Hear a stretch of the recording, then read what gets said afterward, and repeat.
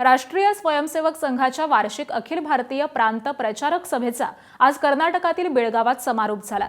या सभेमध्ये अयोध्येतील राम मंदिरातील दानचोरी प्रकरणात सर्वांनी दुःख व्यक्त केलं।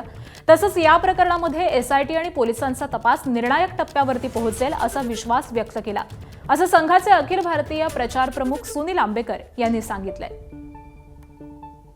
बैठक में सभी ने श्री राम जन्मभूमि मंदिर में दान पेटी चढ़ावे की गिनती में हुई अनियमितता की घटना पर दुख व्यक्त किया तथा तीर्थ क्षेत्र न्यास के निवेदन पर चल रही एसआईटी व पुलिस कार्रवाई निर्णायक मोड़ पर पहुंचेगी, यह विश्वास व्यक्त किया।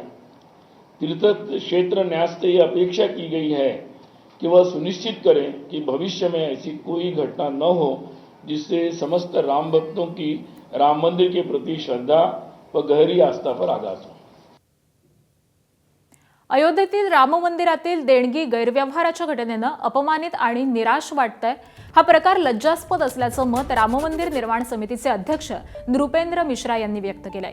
अशा घटना घडू नयेत यासाठी व्यवस्थापनामध्ये सुधारणा करण्यात येत असल्याचं देखील मिश्रा यांनी नमूद केलं।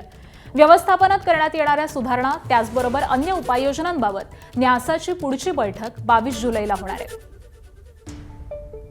राम मंदिर में यह घटना घट गई, इसका हम सभी को एक खेद ही नहीं, एक तरीके से हम सभी उससे छोटापन महसूस कर रहे हैं।